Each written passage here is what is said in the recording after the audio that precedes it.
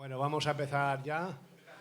Bueno, buenas tardes a todas, a todos, a todes. Hoy retomamos la Semana Cultural del Ateneo, que este año, pues para compensar los 2 años de parón por la pandemia, pues hemos alargado no la semana, sino casi 2 semanas. Y que, bueno, pues acabará este sábado. Nos queda pendiente todavía un acto el viernes de dos mujeres, Ánel Lindane y Raquel Torres, que van a hacer un espectáculo humorístico, Parásita y Proletaria. Y luego el sábado tendremos el último acto con la presentación del libro Vallecas, Los años del barro, de Rodolfo Serrano. Es una novela gráfica, un poco pues recordando los años de antaño en el barrio, para que siempre viene bien recordar de dónde venimos todos. Y le acompañará Ismael Serrano, que seguramente o haremos todo lo posible para que nos amenice con su música. También recordaros que la exposición que tenemos este mes aquí es del cartelista y dibujante de cómics Carlos Azagra.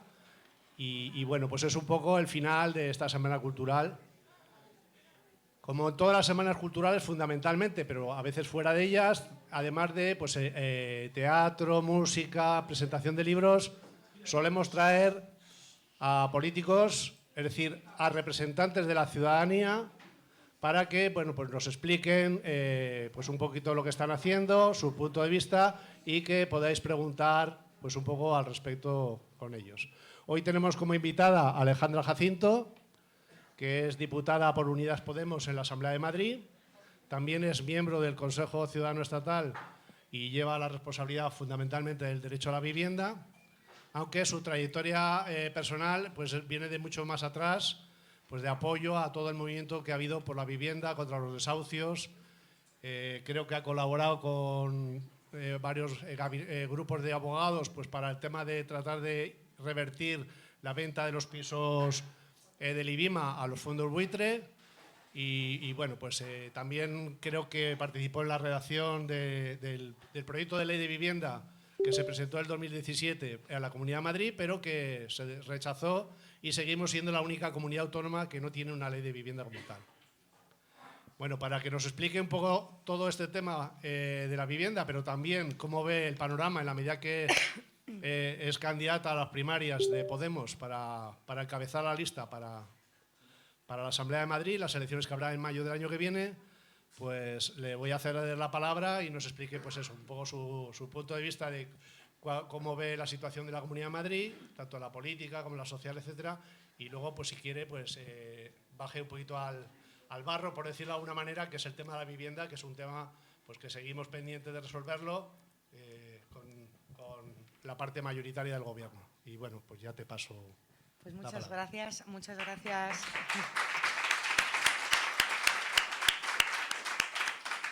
Muchas gracias, John, por la presentación y, bueno, deciros a todas y a todos que es un placer estar esta tarde aquí con vosotras y con vosotros en este lugar emblemático, en el Ateneo Republicano.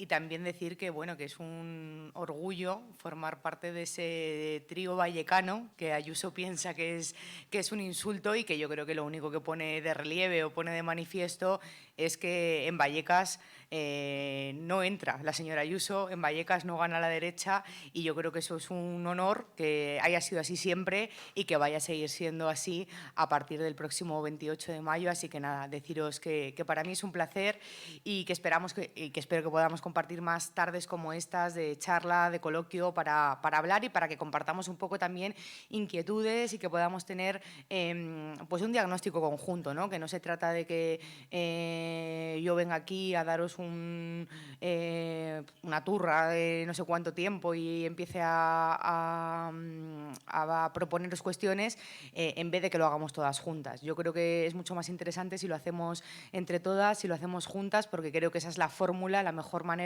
para poder encontrar, desde luego, las soluciones y sobre todo para poder andar el camino.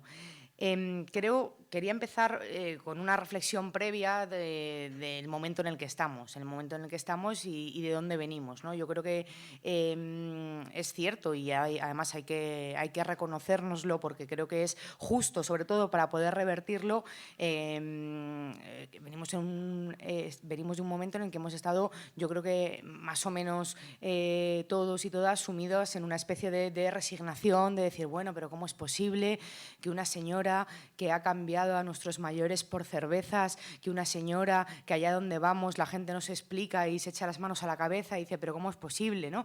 Venimos de ese momento en el que yo creo que nos ha costado a todos asumir que, bueno, que los resultados electorales que obtuvo la señora Ayuso el 4 de mayo pues son los que son y que desde la izquierda no fuimos capaces de alcanzar un resultado mejor. Pero también creo que el contexto que padecimos toda la sociedad en aquel entonces, evidentemente atravesadísimo por la pandemia, con una afectación, yo creo que a la salud física, pero también a la salud mental y a la salud emocional de toda la población, explica, en cierto modo, los resultados de la señora Ayuso en aquel entonces. Creo que también tiene que ver con que en ese momento, en el año 2021, el 4 de mayo de 2021, no habíamos visto apenas desplegar cuál iba a ser la acción de gobierno de Ayuso al frente de la Comunidad de Madrid. La podíamos intuir, ojo, que llevan 27 años parasitando las instituciones y haciéndolo de forma absolutamente contumaz, pero es cierto que ella no había desplegado ningún tipo de acción de gobierno, ningún tipo de acción legislativa, más allá de la ley del suelo, que es una ley que además la tenemos recurrida en el Tribunal Constitucional y que yo estoy convencida que se la vamos a acabar tumbando. Sin embargo, ha pasado un año y medio desde aquellas elecciones y creo que el contexto es diferente. Creo que el contexto es diferente y se lo decía ahora a unos compañeros con los que hablaba fuera, porque ahora ya estamos viendo, por así decirlo, estamos viendo las cuadernas de qué implica que la señora Ayuso gobierne, y lo que implica que la señora Ayuso gobierne es que la mayoría de madrileños y madrileños estamos mucho peor que antes. ¿Y por qué estamos peor que antes? Pues porque lo que está haciendo es desplegar, yo creo que consolidar. O sea, creo que el trampismo que caracteriza a la señora Ayuso lo que hace es apuntalar una acción del Partido Popular, que más o menos la ha asumido siempre la sociedad madrileña, pero que esto ya es una vuelta de tuerca. Es una vuelta de tuerca ya no solo en el discurso público que tiene ella, que no hace falta que lo describa ni que tampoco lo trivialicemos, porque no es casual. Cada tontería, cada memez que dice, no la dice porque ella sea así, la dice porque evidentemente está muy medido, que a continuación el resto vamos a reaccionar de una u otra manera. Ella lo que necesita es que se hable de ella, aunque sea mal. Esto es así, ¿no? Ahora a lo mejor os cuento una anécdota que me confirma esta hipótesis. Bueno, pero más allá de ese discurso que, ya digo, supone darle una vuelta de tuerca a ese neoliberalismo voraz que representa el Partido Popular y que encarna perfectamente bien a Ayuso con ese discurso trampista salpicado constantemente de ultraderecha, lo que está haciendo, ya digo, es profundizar en ese plan de desmantelamiento, en ese plan de negocio que opera, yo creo que en tres ejes fundamentales, que son los tres pilares que tenemos en la Comunidad de Madrid, que son la sanidad, la educación y la vivienda. Creo que está operando y que opera de forma muy eficaz y que todo lo hace en una dirección muy clara y muy concreta, que es la profundización de la desigualdad en la Comunidad de Madrid, que es el principal problema que tenemos en la Comunidad de Madrid, y a partir de ahí, digamos que ya irradian el resto de cuestiones o el resto de problemas, y que además todos los informes que salen, el último de la semana pasada de Comisiones Obreras, informe de la desigualdad de la Comunidad de Madrid, apuntala que efectivamente la brecha es cada vez mayor, ya no solo entre el centro y la periferia o el eje norte-sur, sino entre los mismos madrileños. Creo que eso tiene mucho que ver, evidentemente, con la política fiscal absolutamente suicida de Ayuso, que tiene que ver pues, con perdonarle 992 millones de euros a los ultrarricos a costa del resto de los madrileños, o a costa más bien de desmantelarnos los servicios públicos al resto de los madrileños. Y me quiero referir un poco a ese plan de negocio que opera en los tres ejes, para que lo evidenciemos y lo veamos todas juntas. Creo que no es evidentemente casual, y esto parece una obviedad, pero que en Madrid ya haya a día de hoy más alumnos en la escuela concertada, en la escuela privada, en la ciudad de Madrid, que en la escuela pública. Eso es un hecho, son los datos y los datos están ahí. Creo que tampoco es casual que en Madrid ya el 40%, en toda la comunidad, ya el 40% de los madrileños, no sé si es el 39%, pero vamos, casi el 40%, ya tengan un seguro médico sanitario privado. Esos son datos también de hace 15 días que los dio la cadena SER. Creo que no es casual, evidentemente, que el plan fracaso que nos proponga Ayuso después de mantener 2 años cerrados los servicios de urgencia de atención primaria sea reabrirlos sin médicos o con las horas voluntarias de los médicos. Yo creo que todo eso no es casual y creo que donde se evidencia, o al menos yo lo he estudiado más, por efectivamente donde vengo, del derecho a la vivienda, del movimiento en defensa del derecho a la vivienda como abogada, analizando también cuáles son las fechorías que luego se trasladan a nivel jurídico, que opera evidentemente en vivienda.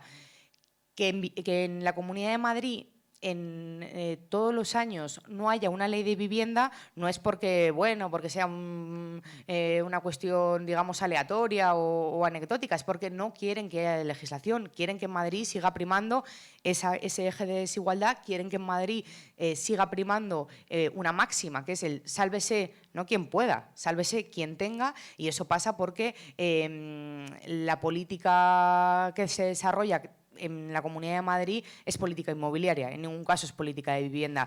Y esto yo creo que hay que explicarlo bien, porque eso tiene una traducción, evidentemente, en las vidas de los madrileños y de las madrileñas, y que yo creo que a lo mejor esto es como un vaso que se va llenando, ¿no? Que en un momento dado pues el vaso está lleno hasta un cuarto, luego la mitad y luego ya se desborda. Yo creo que todas esas gotas de profundización en ese plan de negocio, en los ejes principales, que son los que nos garantizan la vida, las condiciones de vida a los madrileños y madrileñas, pues llega un momento en el que evidentemente el vaso se derrama porque ya no cabe más agua. Y yo creo que eso es perfectamente posible que pase, porque yo lo siento así, yo lo vivo así, yo me relaciono con gente que lo percibe así porque lo padece así, ¿no?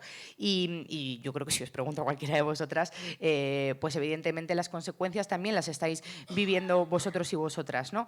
Creo que tampoco le va a dejar de pasar factura, y además estoy convencida de ello, pues haber cometido fechorías que son absolutamente inhumanas, como haber ordenado la muerte de 7.291 personas en plena pandemia. Creo que ese fervor absoluto para tapar por encima de todas las cosas a cualquier precio, ahora os diré los precios, pero encima ni siquiera son precios altos, pero tapar a cualquier precio, que esto pueda esclarecerse, que esto pueda salir a la luz, que haya una comisión de investigación en la Asamblea de Madrid donde se depuren las responsabilidades políticas de los responsables políticos de estas órdenes de penas de muerte que se dictaron durante la pandemia, yo creo que le va a acabar pasando factura. Y creo que el hecho, por ejemplo, también de haber puesto en marcha una ley que es un Frankenstein, que es la ley Ómnibus, que me imagino que os sonará, pero que lo que hace es profundizar también en ese modelo de regulación, liberalización del suelo para que pueda seguir imponiéndose la ley de la selva en materia urbanística, pero también en todas las otras áreas que tienen que ver con que esto sea, de nuevo, el sálvese quien tenga, pues yo creo que le va a acabar pasando factura, porque creo que no es menor que, por ejemplo, se plantee la privatización de la agencia del medicamento, que eso es que al final los medicamentos estén en manos privadas y es la antesala de una privatización real, ¿no? Y lo que os quería decir es el precio tan bajo que está pagando la señora Ayuso, gracias en este caso a la señora Monasterio, gracias en este caso a la extrema derecha, que es que le está poniendo unos precios absolutamente ridículos, parece que están de rebajas. Los últimos 15 días en la Asamblea de Madrid han sido especialmente espeluznantes. Vox hace 2 semanas nos sorprendió a todos con esa propuesta de vamos a, bueno, comisión de investigación, eso es demasiado, no vaya a ser que vaya a venir aquí Pablo Iglesias a efectivamente demostrar que no tenía el mando único. Pero sí que vamos a plantear una comisión de estudio, porque lo cierto es que la cuestión de las residencias, más allá del asesinato de esas personas en la pandemia, nos sorprendió a todos con esa propuesta de vamos a, bueno, comisión de investigación, eso es demasiado, no vaya a ser que vaya a venir aquí Pablo Iglesias a efectivamente demostrar que no tenía el mando único. Pero sí que vamos a plantear una comisión de estudio, porque lo cierto es que la cuestión de las residencias, más allá del asesinato de esas personas en la pandemia, lo cierto es que siguen estando en unas condiciones absolutamente inhumanas, y lo cierto es que son los fondos buitre, los propietarios de las residencias, y lo cierto es que son esos fondos buitre los que priman la rentabilidad de la comida y permiten que nuestras personas mayores se intoxiquen por la mala calidad. Que al final, por lo que sea, a la señora Ayuso no le venía bien que hubiera comisión de estudio, ya no para hablar de lo que pasó, sino para hablar de lo que está pasando a día de hoy en las residencias en la Comunidad de Madrid, y que retiraban esa comisión de estudio. Hasta la fecha, lo que hemos detectado, ¿cuáles han sido esas monedas de cambio? Bueno, pues hubo la semana pasada una puesta en escena absolutamente obscena, casi rima y todo, por parte de Vox, de descolgarse con el planteamiento de que ellos se erigían en ser los defensores del patrimonio público de vivienda de la Comunidad de Madrid. Y llevaron a la Asamblea de Madrid la semana pasada una proposición de ley, una ley para que la Comunidad de Madrid pues ya empezara a velar por el parque de vivienda pública que tenemos en Madrid. Claro, yo me quedé perpleja, dije, si a ustedes les importara lo más mínimo el parque de vivienda público de la Comunidad de Madrid, lo primero que tenían que hacer era dejar de apoyar al Partido Popular, ya no solo cuando vendió vivienda pública, 2.935 viviendas públicas a los fondos buitre en el año 2013, sino todos los años que le han precedido, que le han seguido y que a día de hoy siguen poniendo todas las resistencias habidas y por haber posibles para recuperar esa vivienda e incorporarla al parque de vivienda público. Hay aquí compañeros que también, abogados, que trabajan precisamente en la cuestión de vivienda y nos podrán contar luego cómo se están negando a que todos los inquilinos, todos los adjudicatarios de vivienda social puedan seguir en sus casas con los contratos que tenían anteriormente con el IBIMA, que hoy se llama Agencia de la Vivienda Social, porque el Partido Popular está poniendo todas las resistencias. Bien, pues Vox es cómplice absolutamente necesario de eso y es una en la cuestión de vivienda, y nos podrán contar luego cómo se están negando a que todos los inquilinos, todos los adjudicatarios de vivienda social puedan seguir en sus casas con los contratos que tenían anteriormente con el IBIMA, que hoy se llama Agencia de la Vivienda Social, porque el Partido Popular está poniendo todas las resistencias. Bien, pues Vox es cómplice absolutamente necesario de eso, y es una de las pantomimas que aparece allí la semana pasada, propone esta ley, el PP se la vota a favor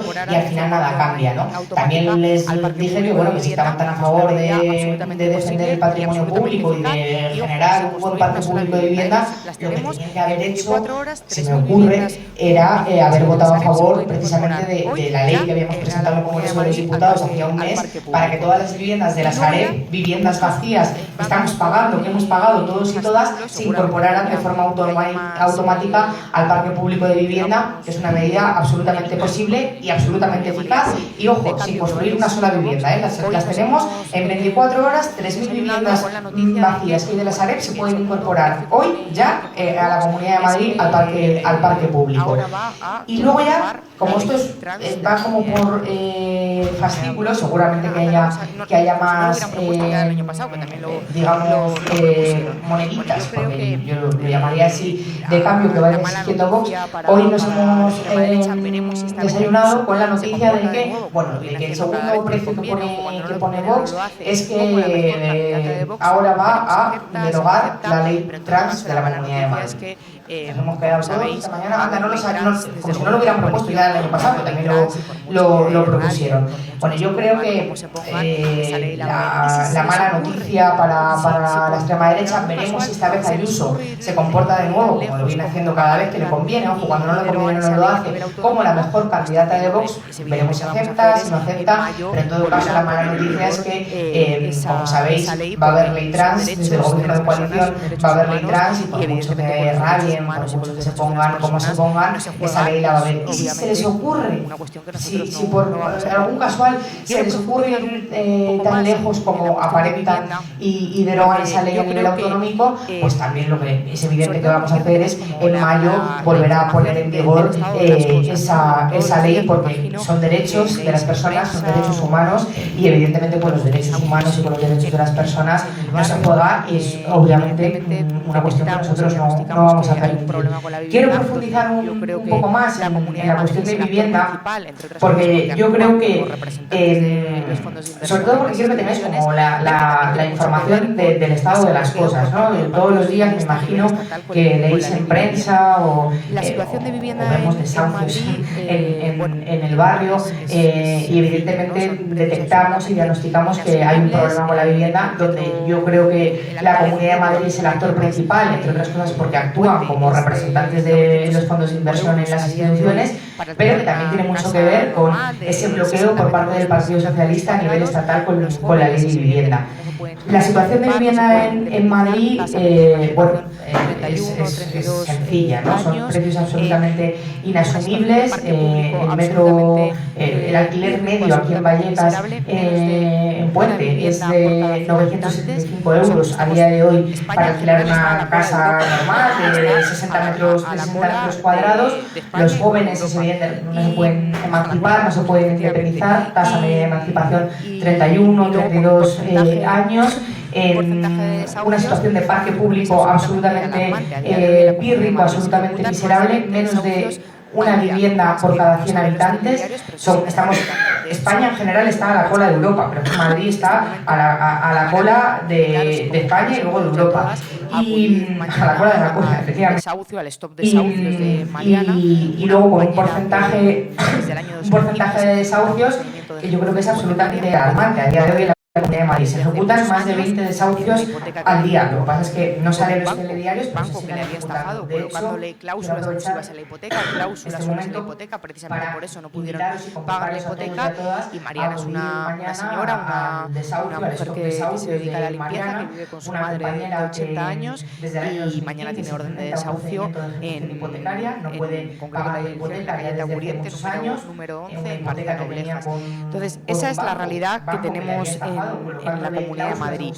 Claro, la oposición sistemática que haya a la ley de vivienda, como decía antes, no es casual ni va a dejar de haberla. Pero sí que creo que tenemos a nivel estatal una oportunidad de desbloquear al menos el hecho de que tampoco haya una ley de vivienda estatal, porque hay algunos elementos que sí que se tienen que regular a nivel estatal para que luego las comunidades autónomas que tengan voluntad política, claro, esa es la condición necesaria, si no a partir de ahí no hay nada, pues sí que puedan actuar y puedan seguir avanzando en la garantía del derecho a la vivienda, que es de lo que se trata.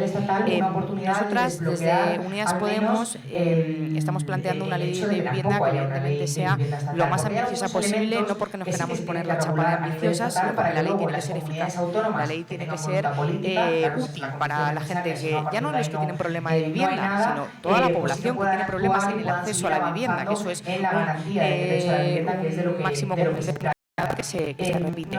Y estamos planteando, yo creo que 3 elementos absolutamente razonables que pasan porque haya una regulación de los precios de los alquileres, una regulación que sea efectiva para que bajen los precios de los alquileres en general y luego nos puedan hacer ningún tipo de trile para que eso no suceda.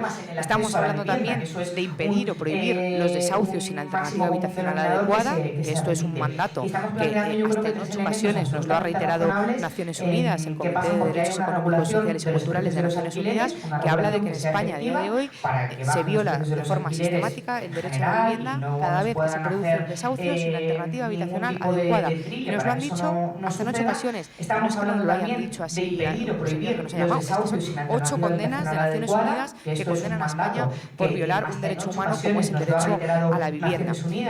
Y en tercer lugar, que habla de que en España a día de hoy, yo creo que es la madre del cordero, lo he apuntado también antes, el tema de la Sareb. Estamos pagando, o sea, la deuda ya es pública, es decir, todos ya hemos pagado la fechoría de la Sareb que cometió Luis de Guindos. Bueno, pues ya es hora de que la Sareb repare la deuda que tiene con la ciudadanía, y la mejor forma de repararla no es hacer no sé qué balances contables, no. La forma de repararla es que nos entreguen, que nos cedan las viviendas que tiene a día de hoy la Sareb, que no son solo vivienda, ojo, que también son muchos suelos, son muchos locales, son muchos terrenos, y que nos lo cedan como forma de saldar esa deuda con la ciudadanía.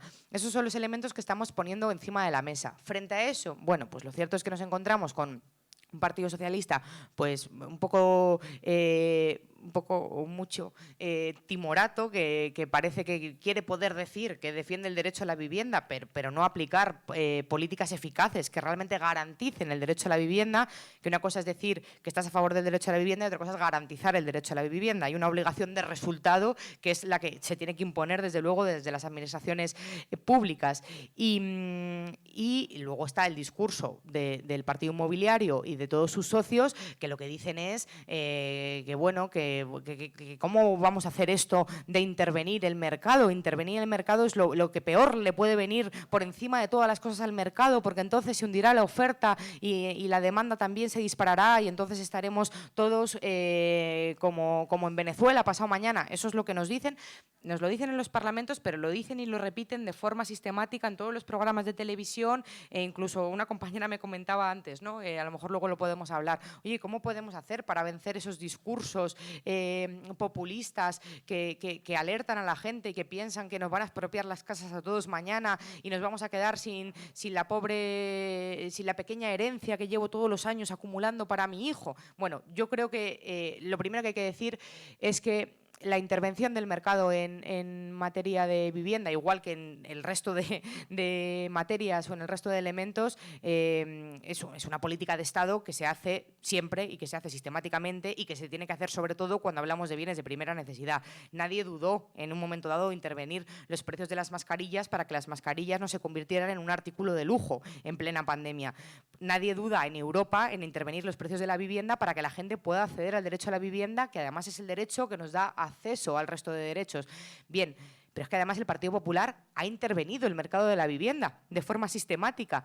Y voy a poner dos ejemplos muy concretos. Hasta el año 2013 en este país había una ley de arrendamientos urbanos, la ley que regula los alquileres, que hablaba de que los contratos de alquiler tenían que durar un mínimo de 5 años. A partir del año 2013, el Partido Popular interviene el mercado de vivienda, que no digan que no lo intervienen, y lo que dicen es, no, mejor 3 porque así hay más movilidad. Bueno, es que lo que no queremos es movilidad, si lo que queremos es tener casa y tener seguridad en la tenencia y tener una garantía de que podemos desarrollar proyectos de vida en las casas, porque para eso son las casas, para que la gente pueda desarrollar sus proyectos de vida y no para que sean inversiones de 3 al cuarto o de muchos cuartos, como ocurre en el caso de Blackstone, ¿no?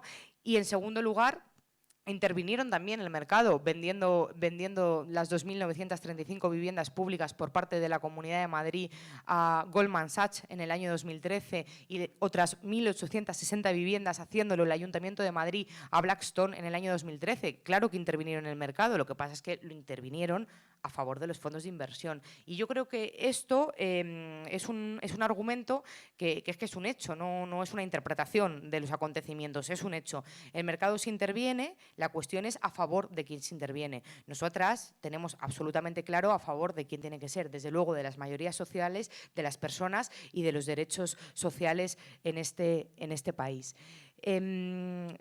Si queréis, luego podemos podemos desmontar entre todos otros mantras sobre la vivienda. A mí me encanta, además me divierte especialmente, pero lo podemos dejar para las preguntas. Pero sí que, ya que estamos hoy en el Ateneo, sí que me gustaría hablar brevemente de algunos problemas que desde luego padecéis en Vallecas y que a mí me preocupan sobremanera. El primero de ellos es la cuestión de la Cañada Real. La cuestión de la Cañada Real, creo que tenemos que ser todos absolutamente conscientes, porque ahí también hay muchos mantras y muchos bulos y mucha estigmatización de la población. Tenemos que tener claro el diagnóstico, y el diagnóstico es que se está produciendo a día de hoy la mayor crisis humanitaria de toda Europa en un lugar que es el lugar más pobre de la Comunidad de Madrid, y que esa crisis humanitaria pasa porque ahora mismo, a día de hoy, ya lleven 2 años y hoy es día 25, bien, 2 años y 22 días sin luz, 4.000 personas, los últimos datos hablan ya de 6.000 personas, entre ellos al menos 1.800 niños y niñas que llevan sin poder tener ya no calefacción, luz en sus casas desde hace 2 inviernos. Y que el invierno pasado, falleció una persona a causa del frío. Y que este invierno, si no se soluciona y si no vuelve la luz a la Cañada Real, puede haber nuevas personas que fallezcan por el frío. Y esto tampoco es casual. Es un plan de la señora Ayuso para desmantelar la Cañada Real de forma coaccionada a la población. Es un plan para ahorrarse realojos sobre la población de la Cañada Real y obligarles por la fuerza a que tengan que salir de sus casas. Y a mí me parece de una miseria humana tal que para mí es indescriptible. Y quiero que seamos todos muy conscientes de que cuando hablamos de la situación de Cañada, estamos hablando de eso, estamos hablando de poner vidas, literalmente vidas en juego. Lo hizo con las residencias, lo ejecutó en las residencias, pero ahora lo quiere hacer también con la Cañada Real. Y es un plan que evidentemente tiene absolutamente todo que ver con los desarrollos urbanísticos. Yo, si queréis, organizamos un día una visita con los vecinos y vecinas de Cañada y yo me quedé perpleja la última vez que fui allí al discurrir, sobre todo por la zona del sector 4, si no me equivoco, y ver cómo todos los edificios del Cañaveral, bueno, es que son absolutamente colindantes, es que las vistas del Cañaveral son a la Cañada Real. Y yo entiendo que puede haber gente a la que las vistas a la pobreza les molesten, pero es que estamos hablando de derechos humanos y estamos hablando de garantizar los derechos humanos en la población más vulnerable de la región, a 14 kilómetros de la Puerta del Sol y a muy pocos kilómetros de donde estamos ahora mismo. Entonces, hay algunos elementos que yo creo que son inasumibles como de partida, como de base. Entonces yo quiero animaros a todos y a todas a que os suméis a la lucha de la Plataforma Cívica por la Luz en Cañada Real, compuesta por todas las asociaciones y colectivos y que piden algo tan básico como luz ya, contratos, porque quieren pagar los contratos y que evidentemente hay una mesa de seguimiento, una mesa de trabajo con la Administración para que dentro de 2 meses, 3 meses no nos encontremos con esa situación. Esta misma mañana, precisamente vecinos de Cañada se han organizado y han ido a los juzgados a poner una denuncia penal al comisionado de la Cañada Real, que básicamente es un cargo a dedo del gobierno regional, del gobierno de Ayuso, a ponerle una denuncia penal por coacciones, por delito inmobiliario, por coacciones inmobiliarias, porque están vertiendo tierras ilegales alrededor de sus viviendas con el único ánimo de aislarles también para que se vayan. En fin, es un experimento que es absolutamente indecente y que desde luego va a tener el reproche penal, estoy convencida de ello, ¿no? Y creo que también tiene mucho que ver, cuando hablamos de Cañada Real, pues evidentemente la situación de Valdemín Gómez. Os quiero contar también la denuncia que pusimos ayer ante la Fiscalía Provincial de Madrid. Como sabéis, la semana pasada aparecieron, la semana pasada no, el 4 de octubre aparecieron esas sacas amontonadas de residuos tóxicos, que son cenizas, que dices cenizas y a lo mejor dices, son cenizas, parece poca cosa, ¿no? Son cenizas tóxicas que si las respiramos los vecinos de Vallecas o los vecinos de Rivas, pues probablemente tengamos afecciones respiratorias, pulmonares y de todo tipo, pues que las estamos respirando porque esas sacas amontonadas están además agujereadas, tienen roturas y es un problema de salud para los vecinos, además de la evidente afectación al medio ambiente. Sabéis que la FRAM, Ecologistas en Acción, la Asociación Grama pusieron denuncia el pasado 4 de octubre y a partir de ahí, casi por arte de magia, de repente, 2 o 3 semanas después, aparecieron esas pilas de sacos rotos de ceniza, residuos tóxicos, es que yo ya prefiero decir residuos tóxicos que ceniza, mal tapadas con arena como para intentar ocultar las pruebas del delito, porque es un delito lo que están haciendo, un delito del artículo 325 del Código Penal, delito contra el medio ambiente por contravenir la ley de residuos estatal. Entonces, ayer lo fuimos a denunciar a la Fiscalía. Pensamos que hay elementos más que suficientes para que la Fiscalía abra diligencias y desde luego investigue. El ayuntamiento y la comunidad se están pasando la pelota diciendo no, bueno, es que eso de los residuos tóxicos en el fondo no está exactamente dentro de Valdemín Gómez, está ¿dónde está? En casa de la señora Ayuso no está en Valdemín Gómez, en el Parque Tecnológico de Valdemín Gómez, de hecho en una zona que se llama Cementerio de Cenizas, y es evidente que es de su absoluta responsabilidad.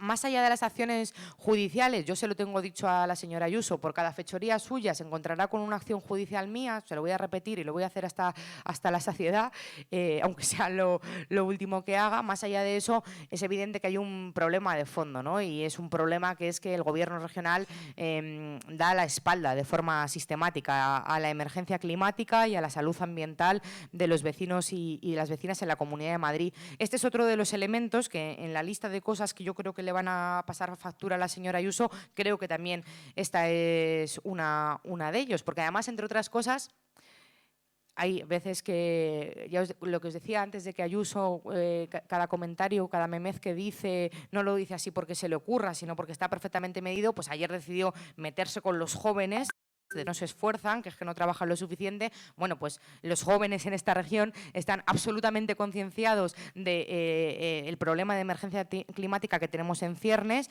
y el que no lo estaba ya desde este verano con los incendios y las olas de calor lo está, y además así lo recogen las encuestas, y en ese sentido hay que ir a las causas del mal causado, y por eso también hemos hemos registrado una ley de emergencia climática para que Madrid pues tenga el horizonte verde, pero ya no solamente el horizonte, sino tenga el presente verde que necesitamos desde luego los madrileños y las madrileñas.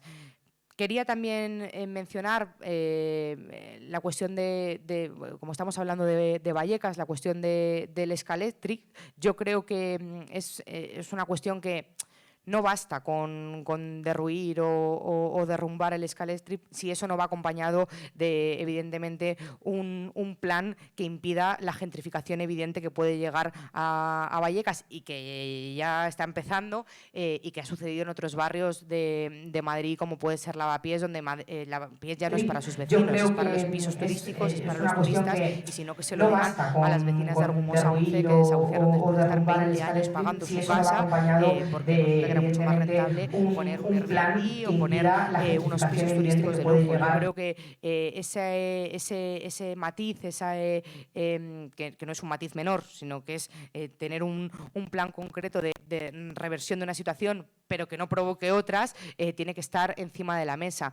Y luego yo creo que estar hoy en Vallecas con vosotras, pues se hace obligatorio, ¿no?, hablar del problema y la lacra de las casas de apuestas. Creo que el plan de la señora Ayuso y del gobierno regional y de Blackstone, que es al final el dueño de Sportium y que son los que están detrás de las residencias, de la vivienda, de los locales de apuestas, de absolutamente todos nuestros elementos más fundamentales que nos constituyen como sociedad, pues hay que tener en cuenta que no sirve de nada impedir que a partir de ahora no se puedan ubicar locales de casas de apuestas a menos de 500 metros de los colegios si sigue habiendo 62 locales a menos de 100 metros de los colegios. Es un absoluto sinsentido y yo creo que es una política que, sobre todo para las madres y para los padres que sufren el hecho de tener un hijo con una adicción, con un problema de ludopatía en una casa de apuestas, pues yo creo que es un elemento más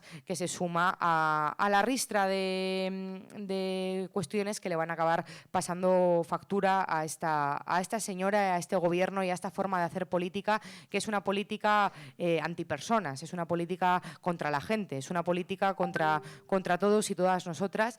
Y acabar, porque quiero que hablemos, como decía antes, y que podamos discutir y charlar políticamente sobre lo que nos preocupa, con ese mensaje de esperanza. Yo entiendo que hemos venido de tiempos de resignación, de tiempos en los que hemos hecho los deberes y parece que no se puede, y parece que aún así gana esta tía. Bueno, yo creo que ya está bien de ese discurso. Creo que si de verdad confiamos en que podemos revertir esta situación, y yo confío, y por eso me estoy metiendo hasta las trancas y más allá en esta cuestión, es porque creo que podemos hacerlo. Y la condición para hacerlo, la condición de posibilidad para hacerlo es que lo hagamos entre todos y entre todas, que lo hagamos desde la sociedad civil, que lo hagamos con todas las entidades, con las asociaciones vecinales, con las AMPAs, con las AFAs, como queramos llamarlo, pero si lo hacemos entre todas y no solo desde los partidos políticos, estoy convencida de que podemos hacerlo. Muchas gracias.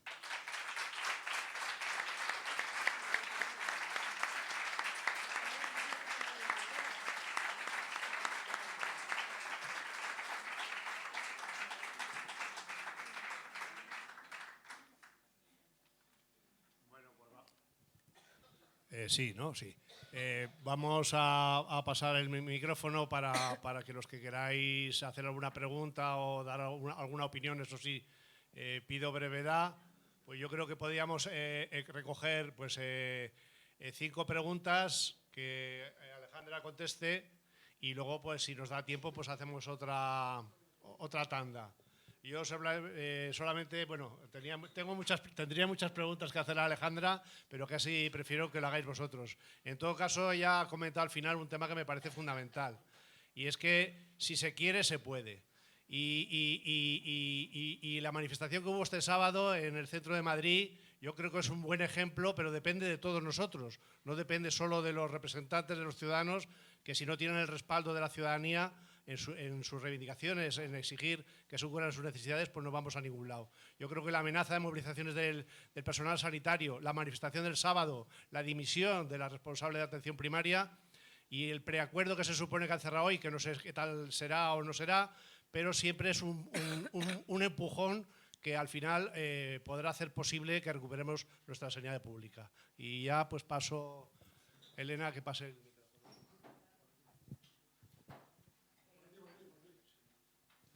Hola, buenas tardes. Me ha gustado mucho tu discurso.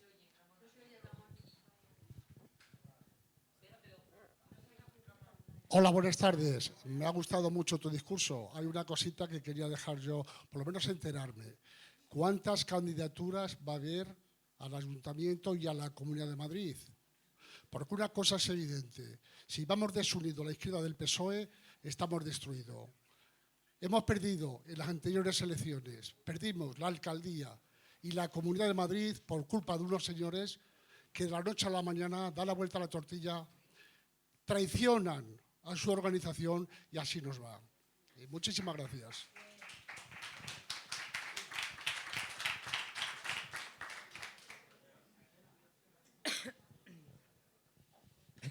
Sí, bueno, no, pregunto no, tengo que hacer una intervención. Yo una pregunta no la hago. No la hago. Yo una pregunta no, una pregunta... Yo no veo quién habla. Vamos a verlo, sí, hemos entendido a la compañera. Gran parte de lo que ha dicho estamos informados. Pues claro que sí, porque nos movemos en el ambiente, ¿no es así?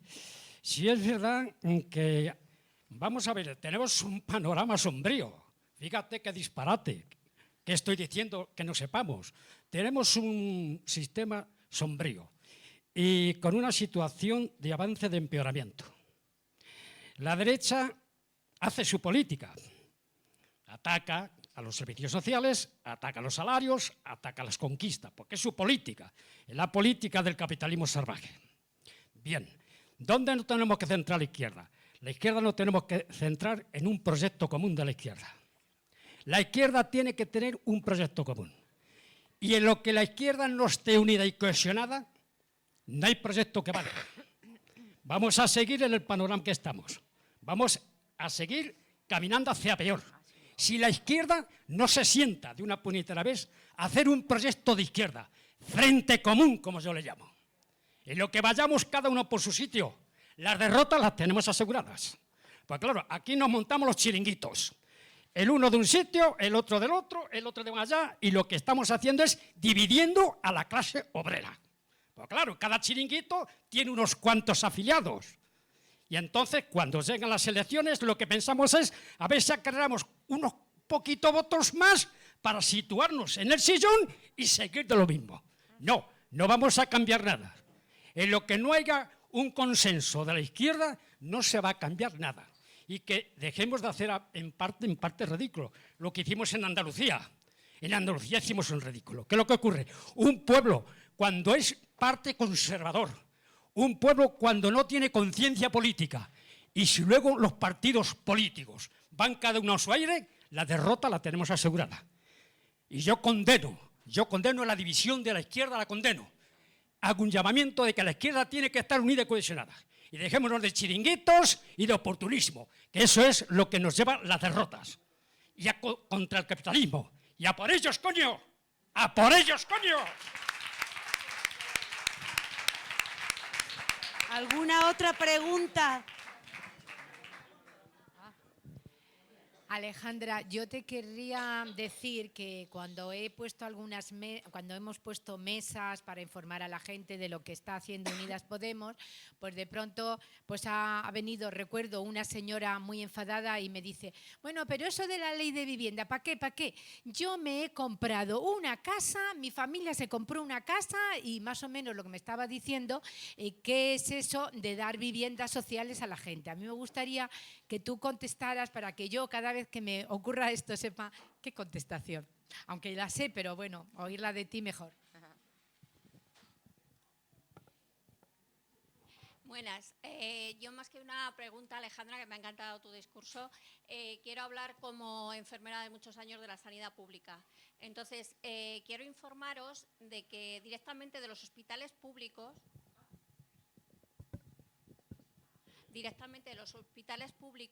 se llama a la gente para operarla y el mensaje es, si usted quiere operarse en este hospital público va a tardar 6 meses, pero si se va a un privado le vamos a operar en 15 días o un mes.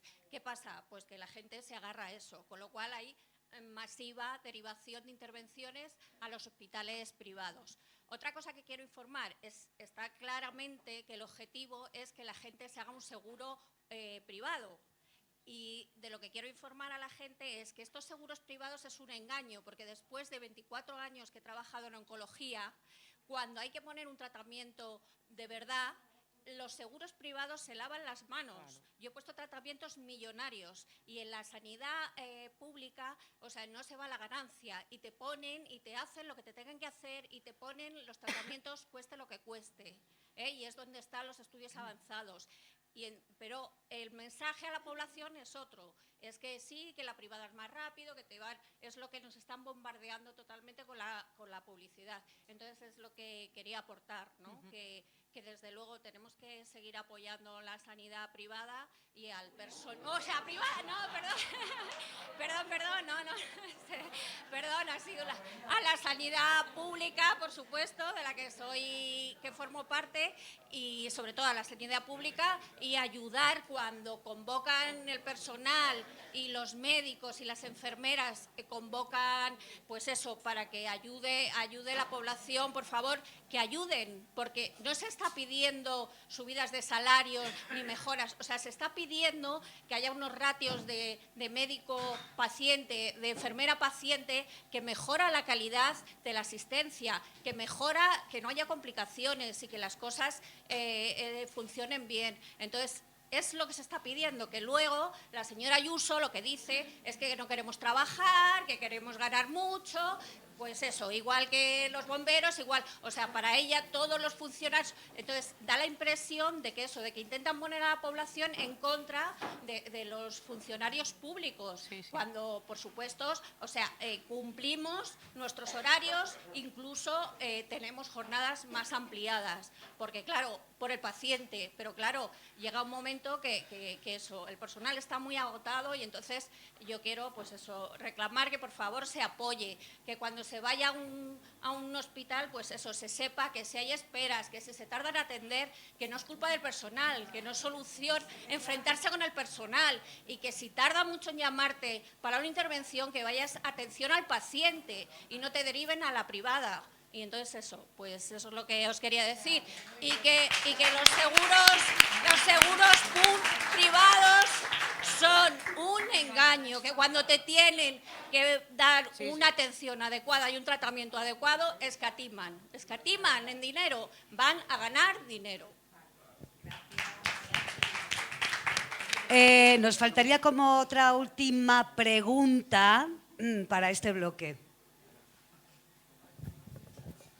Hola, yo aprovechando que estás aquí y que fundamentalmente vienes por el tema de la vivienda y que es el rollo que entiendo que más controlas al respecto en tu actividad institucional. Yo soy concejal en un pueblo de la Sierra de Madrid, de Unidas Podemos, y quería preguntarte, soy un concejal de oposición, y quería preguntarte qué medidas podemos exigir a los ayuntamientos en los que no gobernamos, que podamos pedir para ayudar a la gente que está sufriendo el drama de los desahucios, el drama de no poder pagar la vivienda y tal, porque al final son muy reacios a implementar medidas y cuando hay temas de vivienda las echan a las competencias de la Comunidad de Madrid y desde los ayuntamientos son muy reacios a tomar medidas concretas. Y era para ver si me puedes dar un par de pinceladas, te lo agradecería, para ver qué podemos exigir a esos ayuntamientos para que implementen ese tipo de medidas. Gracias. Vale. Sí. Luego si eso hacemos otra ronda. Bueno, a las dos primeras preguntas, reflexiones, yo voy a contestarlas a la vez. Yo es que no puedo estar más de acuerdo con las intervenciones de los dos compañeros. Yo creo claramente que toda división nos perjudica, desde luego, pero también, bueno, y además que no es que lo diga yo, que es que son los datos, son las matemáticas. O sea, cuando ganamos el Ayuntamiento de Madrid en 2015, estábamos todas juntas. Cuando lo perdimos en 2019, nos habíamos dividido. Cuando no ganamos la comunidad en 2015 es porque no íbamos todas juntas. Y desde luego, los datos avalan vuestras intervenciones y desde luego avalan el planteamiento. Y yo estoy totalmente de acuerdo. Lo que sí que creo es que, bueno, son dos cuestiones, ¿no? Es que nosotros hemos sido suficientemente claros en esa propuesta y en esa opción. De hecho, lo llevamos diciendo pues, desde el año 2015 y lo volvimos a decir en el año 2019 y yo lo vengo diciendo cada vez que me preguntan, igual que lo estoy diciendo ahora aquí con toda la claridad y con toda la nitidez. Pero tenemos que respetar a los compañeros de otras fuerzas políticas progresistas que por otros motivos pues ahora dicen eso. Yo tengo que respetarles, no puedo hacer más que respetarles y en todo caso invitaros a que les preguntéis a ellos, ¿no? Porque por nuestra parte pues hemos tenido la mano tendida. Y a partir de ahí tenemos que seguir trabajando. Sí que creo que hay un riesgo añadido a todo esto, es que mientras sigamos hablando y dedicando el tiempo y el espacio a hablar de nosotras mismas, eso nos quita tiempo y nos quita espacio precisamente, poco tiempo y espacio que tenemos para poder hablar de los contenidos y para poder hablar de la propuesta política, del modelo de región alternativo, del modelo de región municipal que estamos planteando frente a la derecha más rancia, que es la que gobierna las instituciones en la Comunidad de Madrid. Entonces, siendo cierto y compartiendo el planteamiento absolutamente, también que seamos nosotras mismas responsables de entender que tenemos que seguir hablando de contenidos, que tenemos que seguir hablando de propuesta política, que tenemos que seguir hablando de programa y hablar más de programa y que tenemos que entender que además, incluso en un escenario ideal como el que planteáis se diera, sí que quiero transmitir el mensaje que he dicho antes y con el que he cerrado la intervención. No basta que lo hagamos solo desde los partidos políticos o desde las instituciones.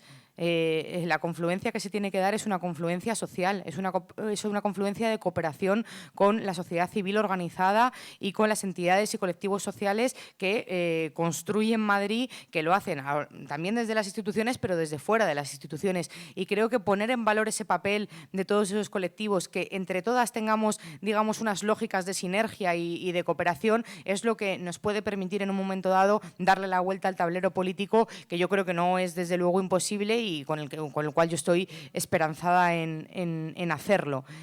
En relación a la segunda cuestión, bueno, ese es uno de los mantras, ¿no? De, claro, yo pago mi vivienda, pues el que quiera una vivienda que se la pague, ¿no? O sea, claro, pues si tuviera dinero se la pagaría. O sea, eso es como, si tuviera dinero se la pagaría, pero el problema es que los derechos no pueden depender de tu capacidad económica, ni del dinero que tengas en la cuenta corriente. Esa es una máxima universal de todos los derechos de los que disfrutamos, de los derechos fundamentales, de los derechos más básicos, y el derecho a la vivienda es uno de ellos.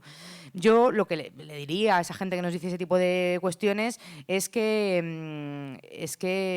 en Europa lo tienen claro. O sea, en Europa hay un parque público de vivienda, en la mayoría de países de nuestro entorno, del 20, del 25%, me refiero, por ejemplo, a Viena, pero todos los países de Europa, en el que, por el mero hecho de ser persona, tú tienes derecho a acceder a una vivienda y la administración pública tiene derecho a garantizarte una vivienda. Eso no significa que, no, todo gratis, nadie paga nada, no, significa que tú cumples tus obligaciones, pero también disfrutas de tus derechos, y las viviendas sociales o las viviendas públicas en este país no son gratis, lo que están es adaptadas o adecuadas a la capacidad económica de las personas, ni más ni menos. Cuando hablamos de derechos, hablamos de eso. Pero bueno, hay muchos más mantras, que el de la ocupación también es uno de mis favoritos. Es como, claro, si estamos todos en contra, todos estamos en contra, pero entonces lo que hay que hacer es resolver el fondo del asunto, la causa del mal causado, que es garantizar el acceso a la vivienda. Si se garantiza el acceso a la vivienda, yo le aseguro, vamos, me juego la mano derecha a que no tenemos que hablar de problemas de ocupación más allá de alguna cuestión marginal que evidentemente no se puede controlar, ¿no? En relación el comentario, la cuestión, yo creo que es una reflexión muy oportuna que ha hecho la compañera enfermera. Claro, o sea, es evidente. Yo creo que ahí tenemos que hacer más pedagogía, también como autocrítica. Creo que tenemos que hacer más pedagogía nosotras y nosotros para explicar, pues eso, el tongo del seguro privado, que a la hora de la verdad, cuando tienes un problema real, verdadero, para empezar, no quieres que te operen en no sé qué hospital raro, tú quieres un sanitario de la sanidad pública, y para seguir, efectivamente, luego te exigen unas coberturas que no son. Y eso me enlaza un poco con la reflexión de lo que hablábamos antes, ¿no? De que ganar la Comunidad de Madrid, así en sentido amplio, no es solo arrebatarle el poder institucional a la derecha, es trabajar en, digamos, deshacer unos cambios culturales muy profundos que llevan 27 años operando de forma absolutamente concienzuda, para que a la gente, pues, a priori le dé igual. Bueno, yo mientras puedo pagar 30 euros, que me da igual gastármelo en el gimnasio, que en el seguro privado de turno, total al gimnasio tampoco voy y tal. No, es que estamos hablando de que eso es a costa, o sea, es una cosa u otra, eso es a costa de los derechos más elementales, en particular el derecho a la sanidad pública, universal y gratuita, que deberíamos tener todos por el mero hecho de ser personas. Un poco lo mismo de lo que hablaba con la... Además, claro. Claro, evidentemente. Acabo ya con el compañero que me pedía algún consejo para los municipios. Bueno, yo creo que las herramientas municipales en vivienda son pequeñas, son pocas, porque necesitamos que haya una ley de vivienda autonómica para que los ayuntamientos puedan actuar. Por eso no quieren que haya ley de vivienda, para que, digamos, el margen de maniobra sea absolutamente pequeño. Pero sí que es cierto que hay dos cuestiones que así a bote pronto se me ocurren, pero seguro que podemos encontrar alguna más si profundizamos, que es la cuestión del IBI. Creo que ahí sí que se puede recargar el IBI para sancionar y penalizar la vivienda vacía.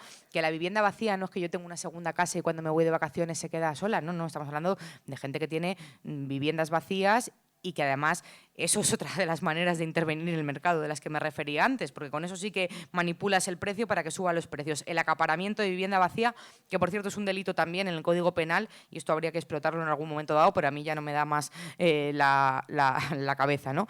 Y luego sí que creo que todo lo que tiene que ver con la emergencia habitacional, ahí los ayuntamientos sí que pueden tratar de tener pequeño, o cuanto más grande mejor, claro, una pequeña bolsa de viviendas para emergencia. Lo que suele suceder es que los ayuntamientos no tienen los instrumentos ni de financiación ni de nada para poder tener vivienda. Y claro, un modelo de, bueno, construiremos vivienda social, pues que os voy a contar a vosotros aquí de cuándo van a construir la vivienda social, no sé cómo decir.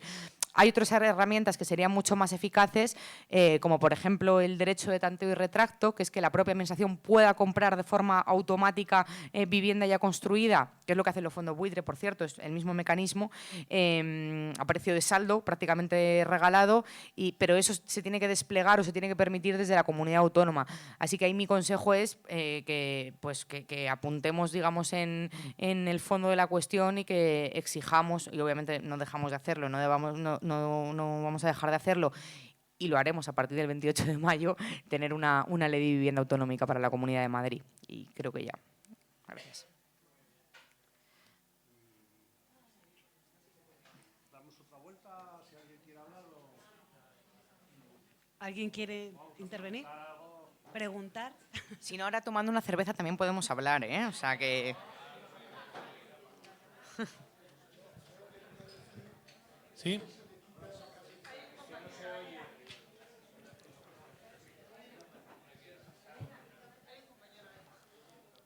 Hola, primero Alejandra, muchas gracias por estar aquí. La verdad, estás en un espacio que seguro que lo conoces, esto es el Ateneo Republicano Vallecas, como bien sabes. Desde aquí, en el 2015, voy muy rápido, en el 2015 nos volcamos con mucha ilusión en ganar aquellas elecciones, porque todo aquel movimiento nació de abajo hacia arriba y por lo tanto fuimos capaces, entre todas, y aquí hay muchas sensibilidades políticas, no pertenecemos todos a la misma organización, pero teníamos claro quién era el enemigo y cuál era el objetivo. Claro. Y el objetivo este año, si me apuráis, es bastante más duro y más claro de que teníamos en el 2015, porque estamos hablando de la Comunidad de Madrid de una criminal. Sí. O sea, estamos hablando de alguien que ha asesinado a 7.200 personas, personas que tenían nombres y apellidos, de unos 83 años de media, toda la vida trabajando, criando sus hijos para luego morir malamente y de mala manera, va la redundancia, en los hospitales, porque una señora quiso. Y estamos enfrentándonos a esta persona, no estamos hablando de otra cosa. Y estamos hablando también de las políticas criminales con las colas del hambre. Y así un largo etcétera. Por lo tanto, desde aquí, esto es un tema que debatimos posteriormente, y ya termino, desde aquí hacemos un llamamiento, hago un llamamiento a nivel individual para que esa unión que pedía el compañero se dé como sea, de abajo a arriba y de arriba a abajo. Ni siquiera con la suma de las distintas organizaciones políticas somos capaces de derrotar a la señora Ayuso, porque controla los medios de comunicación, controla absolutamente todo y es imposible. En Vallecas hay más de un 34% de abstención. Solamente movilizamos a la gente si hay un proyecto ilusionante. Y por lo tanto, de verdad, Alejandra, haz todo lo que puedas. Nosotros haremos todo lo que podamos para confluir en esa gran candidatura que venga de abajo de arriba y seamos capaces de derrotar a esta criminal, que hay que llamarla así. Muchas gracias. La pregunta, ¿no, Vicente?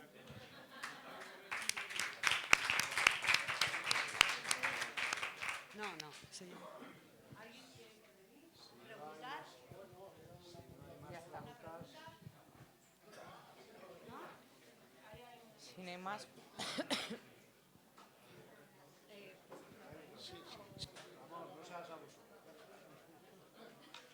Aclaración sobre el tema que has dicho de que hay cientos de miles de personas que se están haciendo seguros privados de médico. Y es que por 50 euros, cuando llames a esas compañías privadas, claro, no te van a coger ni el teléfono. Claro. Por lo tanto, viva la sanidad pública, viva, y que viva para muchos años.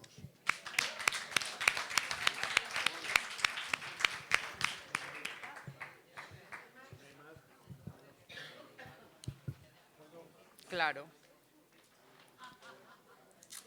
Va a poner Pedro el cartel de la Mani de Sanidad, la próxima. Vengo ahora mismo de la muy bien, de allí. Muy bien, Pedro.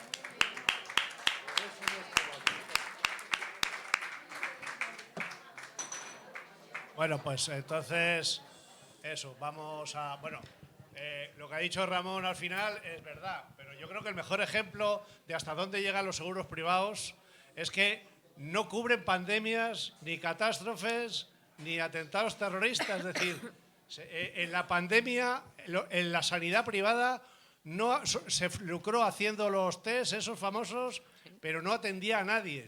Todos teníamos que ir a la sanidad pública. Por eso es fundamental seguir defendiéndola. Y bueno, ya para acabar... No, solo un comentario ultimísimo, para ya tomarnos la cerveza y hacer todos los comentarios que no hayamos hecho aquí ahora, que espero que sean muchos. Que contéis conmigo, que contéis con mi espada, con mi fuerza, con mis ganas, con mi voluntad, que yo llevo un año solo en política institucional, pero que estoy convencida de lo que he dicho y de lo que tenemos que hacer. Entonces, nada, dejarme caer con todas vosotras y eso sí, que lo hagamos entre todas. O sea, que no vale solo opinar, que trabajemos todas y todas codo a codo. Muchas gracias.